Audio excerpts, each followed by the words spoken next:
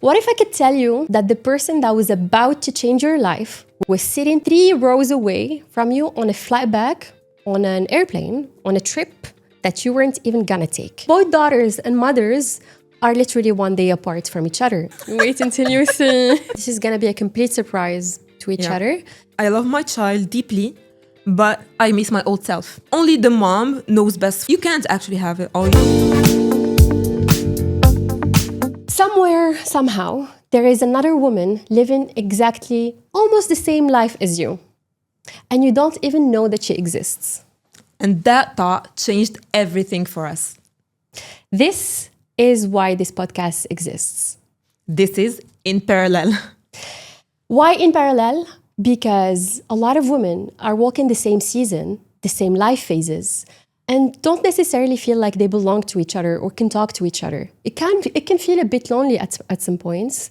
And this is why we decided to start the conversation with my friend Sumaya and tell you our story. Yeah. Our story actually is something out of a movie. You would not believe it unless you knew us personally. And this is what brought us to actually create this podcast, because our story is so crazy that we thought we had to share it with everyone. Yeah. Are you ready, guys? So, what if I could tell you that the person that was about to change your life was sitting 3 rows away from you on a flight back, on an airplane, on a trip that you weren't even gonna take? And that exact same person gave birth in the room next to you on the same day, in the same hospital. Yep. And we even shared the same OB and we didn't know about it. We both come from the same country and we have so many similarities, you would not believe it. We also share a really nice fun fact. I'm born on the 2nd of November. She's born on the 2nd. And our daughters are born on the 27th and the 28th. So we're both daughters and mothers are literally one day apart from each other. And that gave us the thought of in parallel. Yeah. We are leading parallel lives and we've never even crossed paths in the past. Exactly. And the crazier part is that it is in the exact same order. I mean, I was born on the 1st, you were born on the 2nd, and the same thing applies for our daughters. Yeah, absolutely. Can I tell you something, by the way? I think our paths kind of crossed, but we didn't know each other. And it's the same for you. You can tell the story of it as well. When we were at the hospital, I saw her name on the board, like the nurse's board. And I was like, this is for sure a Moroccan, because we're both Moroccans. This is for sure a Moroccan. And I saw your name with the OB that I was with at the beginning. And I was like, I like imagining people's lives. So I was imagining your life without even knowing who you are. That's another thing. We had the same OB, guys. Yeah. Yeah, that's crazy. And you heard us being super loud in a hospital room, speaking Moroccan. So you our paths kind of crossed before we started this conversation, before we engaged. So the question is how all of this started. So we were in a flight back from Bodrum in Turkey. Right. Both of us at 2 months postpartum, right? I mean, we gave the birth at the same time. Yeah. 2 months postpartum, both of us carrying our daughters, like they're pretty snugly at 3 a.m., I think. And you guys started talking in Moroccan to each other. And we never do that. Like, even if we hear people speaking Moroccan, whatever, if we're so tired, sleep deprived, whatever, like we're just like let's just go home, you know? And for some reason, my husband approaches you guys and you start talking. And at the end of the conversation, we did not exchange phone numbers. So my husband was like, take hers. Take that phone number. And I think that's the best thing he ever told me. Yeah. Because we met with each other. Well, like we scheduled a coffee date, I think a week later, right? Was it a week later? Was it? No, I think it was a month later because we both had traveled just after that. Oh, that's true. Yeah. A month later. Yeah. And you remember that date? But that date changed everything in my life. Yeah. Yeah. I still remember it until today. Yeah, I do. It was so natural and I felt like I had known you my whole life. Yeah. We brought our daughters. Yeah, we did. And they were both sleeping. One was here, the other one was laid down. I remember, under the Dubai heat because they're summer daughters. Yeah. But I remember that date. I think it was one of the first times in which you could just say it all and not feel judged and feel exactly like you belong. And someone else is going through the exact same thing that you're going through. Because at some point, I think it feels exhausting to people to just, meet you behind. Like, I felt like the question, how are you, felt super heavy. to answer. I felt like I was supposed to lie to people. Like they would be like, "Hi, how are you?" And I'm like, "Oh, great, amazing." Yeah. I feel like there is the pressure to be super grateful because you're a mom, and a lot of people struggle, and obviously that's a valid point as well. But like, if you're a mom and people ask you in general, how's everything going? You feel like kind of pressure to say everything's going well. I'm grateful for what I have, but it's tough, guys. It's tough out there. And on that first date with you, I felt heard and I felt seen, and I felt like I was with someone who was going through the exact same things I was going through. Absolutely. I think 5 minutes in, we were crying, laying out our lives to each other. And that's when I knew that this was super special. Yeah. This was super special. And I don't know if I tell you this, but I have like a few people in my life, including my sister Hind, that I can just text whatever to at any point in time during the day and like not even say hi. I'm just like, I'm so frustrated with this. I just wanted to share it, and it just feels like there is space for that conversation now that I didn't have before. Of course, we have our partners, we have their support, but to go through the same exact experiences emotionally and physically and everything, it takes another person who went through it to know what it is. I think since that date, Mariam has been my therapist, my friend, my go-to person for everything. And as you said, we just feel the freedom to go to each other for any topic at any time, and it's so freeing. Yeah, I agree. Let's do something. We want to include something to this episode, like an opening ritual to kind of set the tone of where we are. And if you relate, of course, if you're walking this season in parallel with us or this episode in parallel. So we are gonna start with one word for the week. You want to share with us? I'd say health. Health. Yeah, because you want to put that first, and whether that's physical health or mental health, you have to take care of it. And I feel like that's the number one priority for me at the moment. Yeah. So that's my word. I love that. For me, it's renewal. Because it feels like 3 weeks in after the New Year's resolution, you kind of feel like you have to reinvent your life. Yeah. And it's not necessarily the case for me this year. It's not about reinventing. It's literally renewing things that made sense for me last year and just capitalizing on everything else. It's just renewal, like renewal, continuity, and solidifying things. Yeah. Wow, that's 3 words. One tiny win. I just got my driver's license this morning. Yay! Yeah, that was not a New Year resolution, but a 30-year-old resolution. I always thought, like, if there is a year where I have to get this license, it's the year when I'm 30 years old, and this is where I put the limit. I've always, pushed it for so long. When I lived in Paris, it was not necessary, so I just forgot about it. And then in Dubai, I always tell myself, no, I'll do it next year. I'll do it in a few months. And then now I have a baby, and life changes, and I'm like, I have to do it now. Yeah. And she got it from the first try. Not to I'm bragging for her. She got it from the first try. Was it the first try? No, it was the second. So we don't know everything about each other. No, I actually told you. But to be fair, it was not my mistake the first time. I feel like, let's say I got it from the second try. Second try is okay. Yeah. In Dubai, it's fine. Yeah. We have one tiny win for me. What's my tiny win? My tiny win is that I was able to brush my daughter's teeth with no fuss, because she shared with me a reel on Instagram that basically tells you to put 2 toys like in each one of their hands, and brushing teeth becomes a breeze. It was such a stressful moment every night. I was able to do that. So thank you so much. That's honestly my win for the week. I'm taking it. Happy to help. And that actually also works for babies who are trying to walk or be more balanced. When you put like a small ball in each hand, it helps them with, balance. Focusing more on their hands and just, being more confident in walking. And it helps also with balance. Just tip of the day. Amazing. She's really good with these things, by the way. Like it almost falls at the exact same time I need it. That's why I love this, like you just give me advice that works for me right now, Yeah, same applies to me. As soon as she sends me anything, I know, because she does her due diligence perfectly. I know if she sends me something, it's gonna work. Yeah. Thank you. One thing we're releasing this week. I say over stress and over small things that you cannot necessarily handle or have control over. Yeah. Just sometimes go with the flow. It makes it easier. And sometimes when you do that, you end up doing more things. I love that. I absolutely love that. I kind of kind of want to say the same thing. My word is perfection. This is something, it's such a big word to say. I'm releasing perfection forever. Don't quote me on this because I'm still going to try to be perfect. I think that's the way we were raised as well. Unfortunately, sometimes things take time to get, to release. But I'm trying to be more aware of those moments in which I'm putting extra pressure on myself to be, super perfect on a lot of aspects. One of them is this episode, actually. Knowing the old me, it would have been a year in planning before making anything happen. But now we're just like, let's do this. Like we've been talking about it for such a long time. Let's just do it. So I'm really happy that we're here. And it's something I'm definitely releasing this week.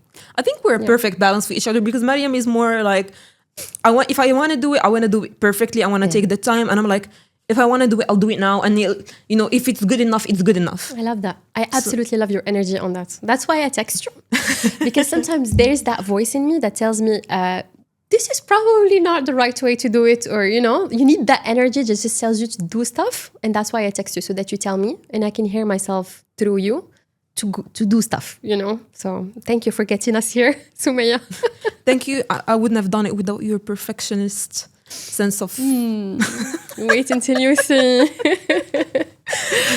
Do you wanna introduce the next section to the episode? Yeah, we're gonna do games. Yeah. We're gonna make it a bit fun, a twist to the episode, so that maybe in the future, maybe we can even use some of your suggestions that you can share with us. And then we're gonna play a game where Mariam and I are gonna either say that we're feeling in parallel to that statement or not. Yep. So Mariam, do you wanna give it a try? By the way, just one thing, we haven't seen each other's sentences or ideas, so this is gonna be a complete surprise to each other, and we have to answer at the same exact time, right? Okay.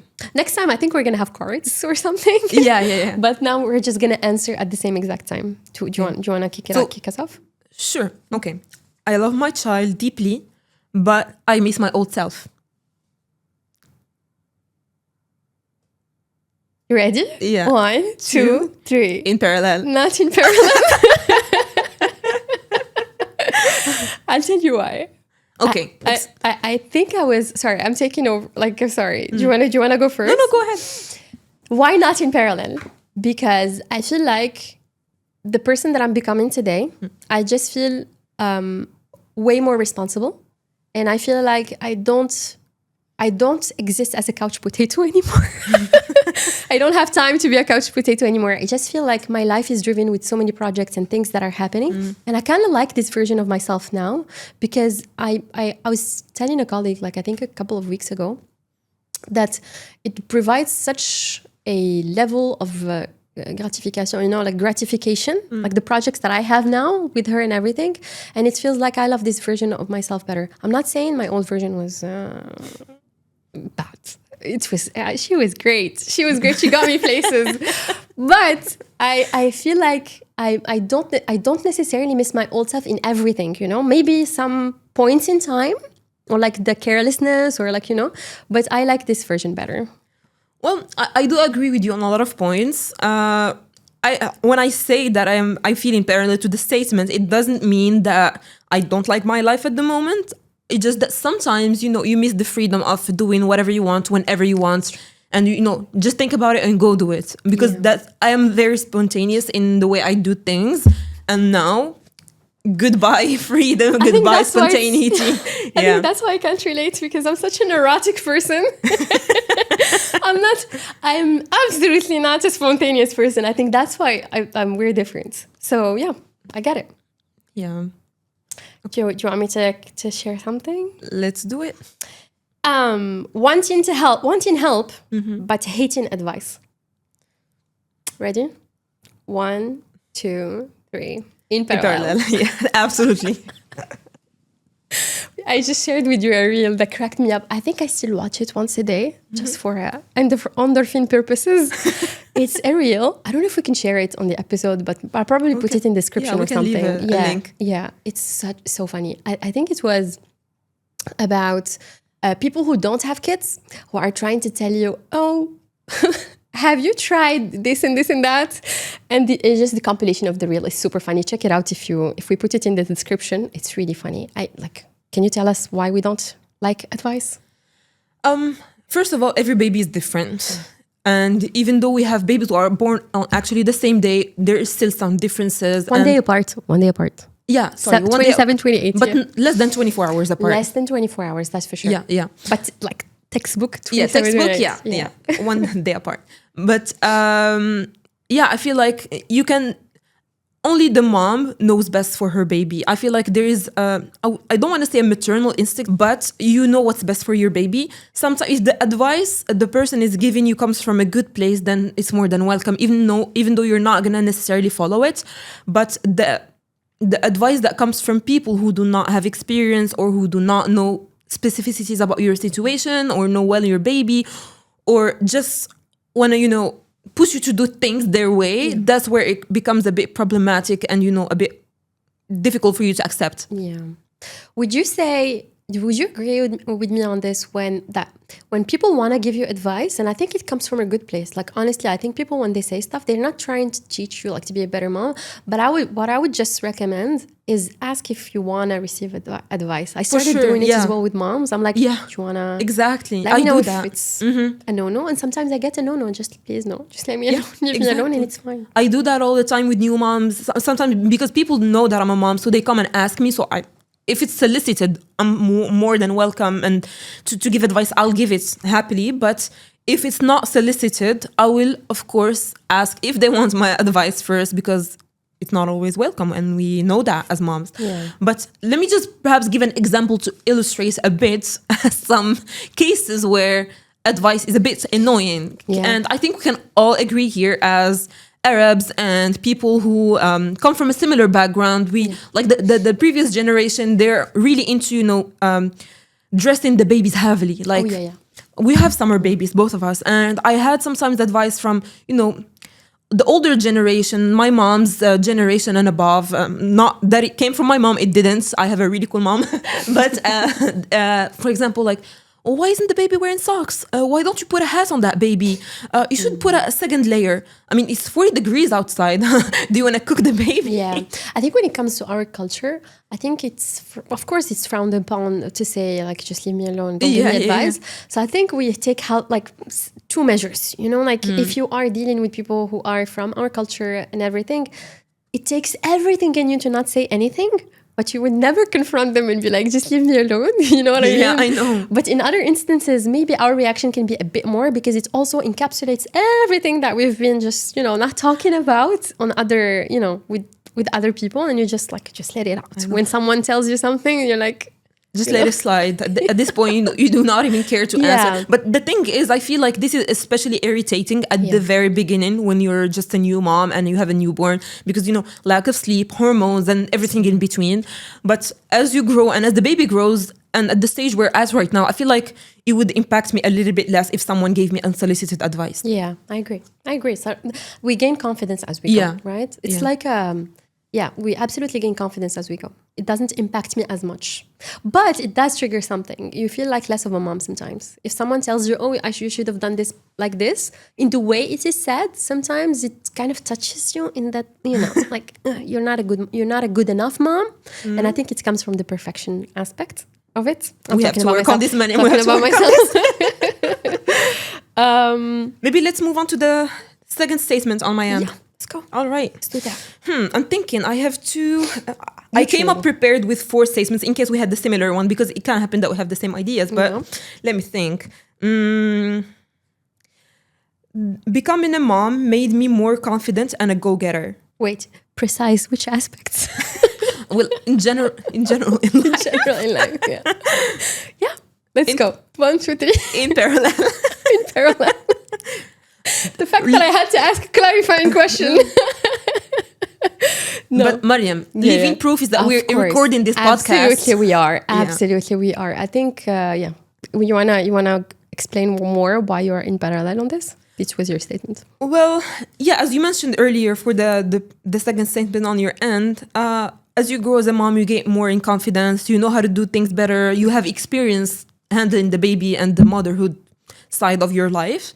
And you also know what you want in life. You cut out all the extras that were not necessary, that will not bring you joy and everything. You know exactly what you want and when you want it. And since motherhood brings also a lot of challenges, you want to adapt your life, whether it's from a corporate perspective, from a personal perspective. Your choices are just better defined and you are more clear on the path you want to take going forward. Yeah. And yeah, as I mentioned, Living Proof is our podcast right now. Okay. Maybe 2 years ago, if someone told me, let's go record a podcast, I would be like, are you crazy? Why would I do that? I have no experience. This is not for me. But now we were sitting at a mall, talking together, and we're like, our conversations are so interesting. We should just record them and have a podcast. And we're like, yeah, let's go do it. I agree with you 100%. I would say it made me become a go-getter. If I don't know if let's say go-getter, because also I keep thinking about the example I'm giving her. And I might not have it all figured out. I might not know the path forward because things keep changing as well in our industries and everything and in our lives as well. But the only thing I know that every decision I make, I have that check now or that filter that I need to go through. Is this a good example for her? If I do this, would she be proud of me someday? You know, like I keep really repeating that to myself. And I think that's how it made me become a better person in that sense, you know, like ambitious and wanting to show her a really good example in life. Yeah. Absolutely agree with that. Speaking of which, I have a really cool statement here. Being proud of yourself, but not saying it out loud. Ready? Ready. 3, 2, 1. Not in parallel. Explain. I would have thought you were in parallel. I don't shout it on rooftops. I'm really bad with this. I am really bad. I'm learning how to do this, you know? And it's really, I'm very hard on myself. I think you know this. I'm super hard on myself. You're hard on yourself, but you're also really good at what you do and you work in marketing. So I would think that the first thing you would market would be yourself. Really bad at that. No, but you actually are without even knowing it. Really? Yeah, you are. Oh, that's sweet. You are. I was not, and that's not how I was, I'd say, built. But over the years, I noticed that if you do not, if you are not grateful to yourself and you do not show that you are confident in what you do and you're happy with the outcome and on the things that you are doing, then who's going to do it for you? You have to be confident first and show that you're grateful for the way you're doing things and be confident in it. I don't think it's a question of confidence. It's about saying it to yourself, you know? Saying it out loud. Sorry, not saying it to yourself, but saying it, yeah. I don't know if this question is about confidence. It's about knowing the things that you do in the backstage of your life, or like being proud of yourself on certain aspects, but like given the opportunity, you would not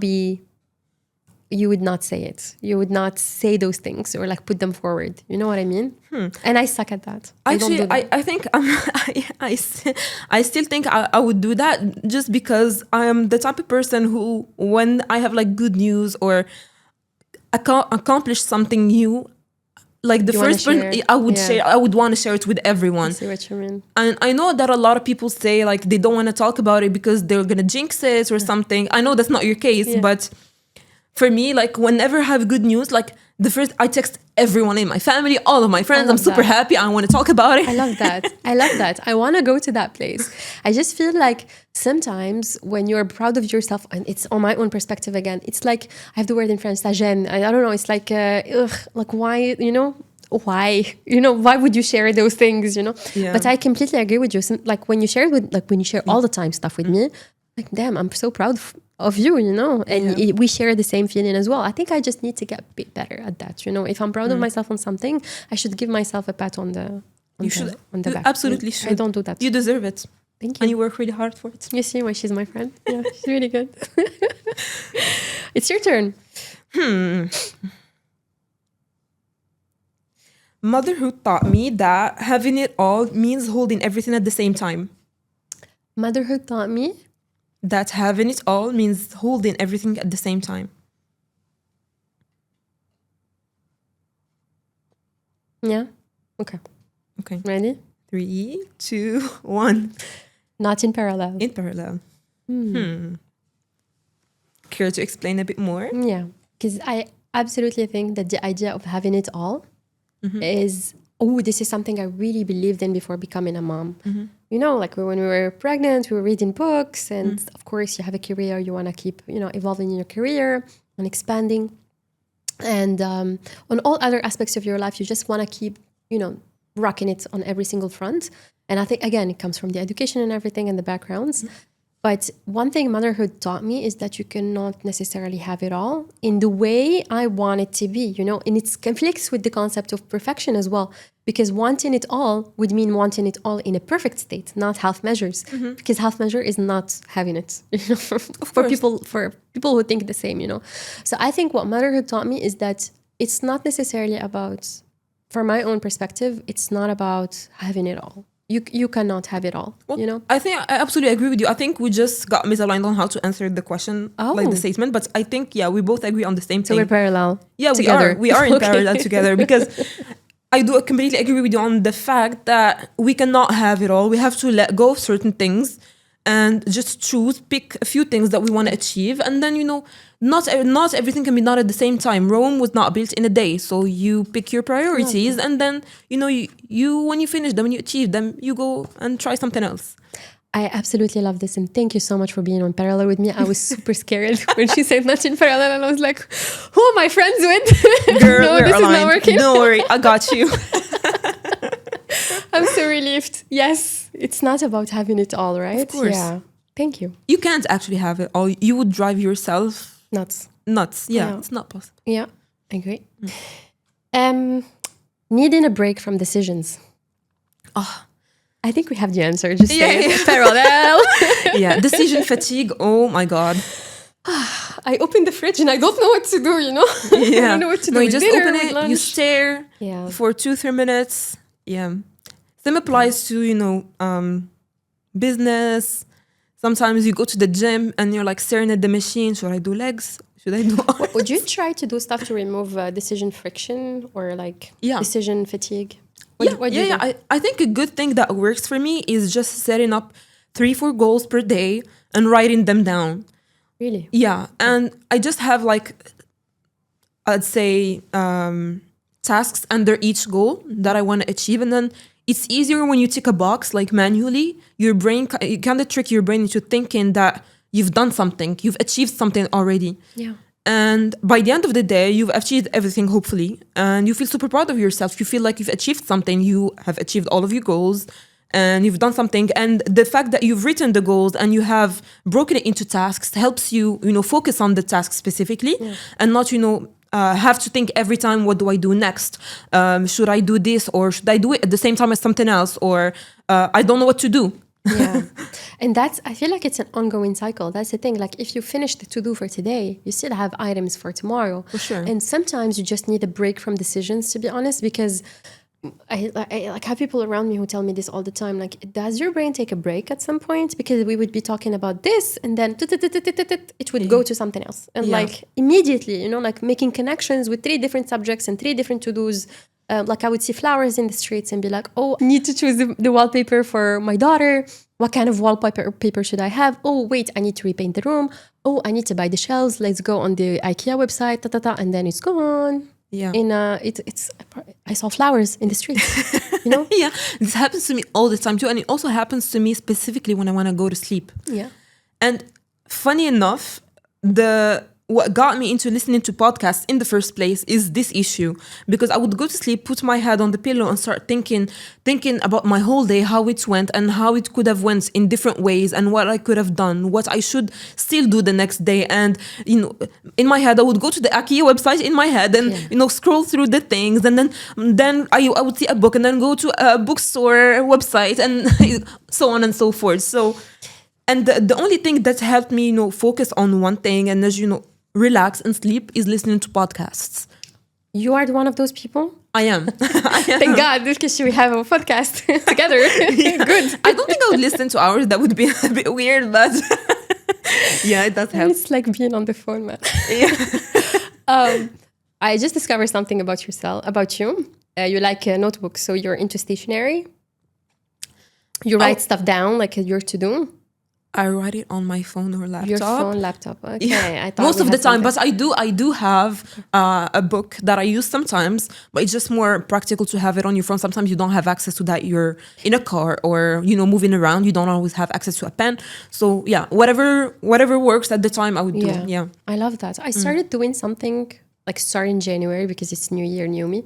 And because I feel like, you know, there's a concept in IT. Sometimes you have your memory in memory, like you're processing data in memory, but sometimes you need to store it in the disk and just free up the memory, you know, so that the computer is faster. So now I literally can show you, I have a small notebook and I have a ritual on Monday mornings. I just go grab a coffee with my headphones on.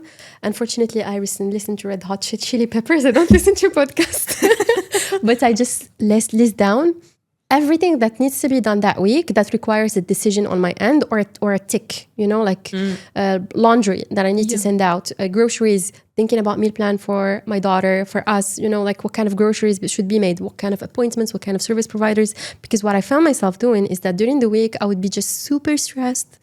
Oh, it's Friday and someone was supposed to come in the morning, but did I call the guy? Did I arrange something? And I didn't have admin time for life, you know?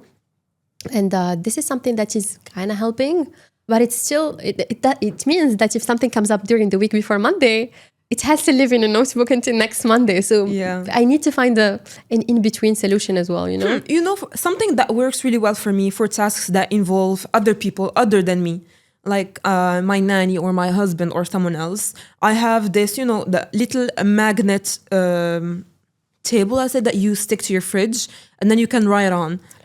So that everyone in the house knows what they have to do on that specific day. Do you want to share another statement?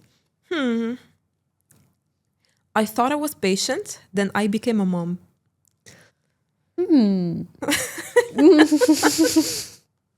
Honestly? Yeah. Seriously? Wait, let me think about how you structure this so I give you the proper answer. Yeah. One, Okay, two, three. Not in parallel. Not in parallel. Yeah. Nothing beats this patience, man. Yeah, absolutely. Yeah. You would think that you become less patient as you have a kid because there's a huge mental load, whatever is going on. But it's actually made me calmer and more patient. I agree. Which is weird. Because I think you need to go in the depths of your soul and psyche to find the calm of not showing the emotion to her. And I think that's also something we don't talk about enough. I think it's a generational thing. We're both millennials, and I think we are also learning and educating ourselves as we're educating our children. And as we are in a moment, for example, she sees that I'm stressed with work and I have to process everything, be patient with the moment, and not show I don't know if it's a good thing not to show frustration, but not constantly, because if I had to show her and she should know what frustration is, then that would be every day. But I think it's another level of patience. Yeah. I think it's also like, it started when I was pregnant for me. My OB-GYN and I think another practitioner I used to go to told me that whatever you feel and whatever you're thinking, like, emotionally it impacts the baby because the baby feels it as well. Yeah. And I am someone who is a bit hot-tempered, like every North African Arab, impatient. So I was trying really hard to work on that when I was still pregnant and thinking, well, if I feel angry, if I feel, frustrated, the baby's gonna feel it as well, and it's gonna pass on to her. And I want to break that. I don't want things like this to be felt by my baby. Yeah. And when she was born, same thing continued to apply. And I want to give her the right example. When I'm in front of her, I don't want to show frustration. I don't want to show anger. And I try to be the best version of myself in front of her. But then I go to my room and scream under a pillow sometimes. I was thinking about a funny episode that happened yesterday. You know what she wanted to do? What? We were trying to do to go to nursery, and she has these little animals that we have in the bathroom, and she discovered the concept of pockets for the first time in her life. So she's fascinated. She just wants to put stuff in them, and she discovered that I have pockets in my pants. So she wanted to stuff little animals in my pants, and I was not allowed to change. It took us a full tantrum, 30 minutes of convincing her that the zebra had to stay at home in warmth so that we can drive to nursery. So I think that beats it all. Like I don't know. I've never thought I could do this. I feel you. I feel you. Have you entered sticker era? What's that? Oh yeah, stickers. I have stickers everywhere. Yeah. I show up to work with stickers. I show up with at work with stickers in my pants and like in random places. And You know. they, now that I think about it, it's kind of makes sense because they like to stick them on your knees and your pants because that's the easiest way to reach because they're so small at this age. Makes sense. No, she wants to stick them on my forehead. So I actually took elevator trips with like a car and then a giraffe and a heart. So like I just own it honestly. Like it makes her happy. It makes her happy. Exactly. That Whatever works works. for me. Yeah, 100%. I have something that's been happening a lot and I should do better, honestly. So I'm already giving you my answer. Go into bed late for no reason. Ready? Ready. Parallel as well. Yeah. So, but it does happen to me, but I don't agree with it. Yeah. I want to stop doing it. I think it's revenge scrolling that we do. We want to take control Fear, back. fear of missing out on certain things. You know, you want to kind of have a moment just for yourself. And have you ever tried a digital detox before? I'd say a partial digital detox. What I do sometimes is that I disable notifications. And it helps a lot, you know, just staying out of it because you don't see what's happening. You don't get these constant reminders on your phone screen and you just disconnect. Yeah. But you can take a look when you want to and have time. And it kind of helped me, you know, place a barrier between things that I need to do and just doom scrolling and things like that. Yeah. I honestly tried something. I love that, by the way, but I don't trust myself in moments like this because you know what? I have funny moments that happen to me. Like I would be dying from sleep, like literally, like, like falling on my phone and still resisting the idea of going to bed. And like, it takes my husband to come and get me, like get out of this, go rest, The watch tells me, like, I know you're not into trackers, right? You're not wearing them. I was super into them, but that's a story for another episode. It tells me that I have sleep depth. So measuring it makes me more, responsible towards it. So because if it tells me, well, if you want to be good tomorrow, and I know we know what's the value of sleep now, then you need to get to bed by 10:20 or 10:30. I try my best to go there, usually at 11, but still it's not midnight, like because I got that extra pressure. Right. And then another thing I tried, there is an app called Opal. Oh. I can share it with you. I've never told you, by the way. It blocks your apps that you use to scroll. And when you try to stop the break, well, you get rewards, of course, if you are in focus mode for a long time, and it's super gamicky. And like I love clicking on stuff and getting my rewards. But also, if you want to pause it or stop it, it forces you to breathe in and breathe out and like take a moment and actually think if it's a good decision to unlock these apps or is it just out of habit. And another thing I tried as well is displacing the placement of the apps. Like, how Instagram, for example, you just go because your finger knows where to go. And like, I just changed the placement. That's so smart. Yeah. And then I click on my Gmail instead and get to work.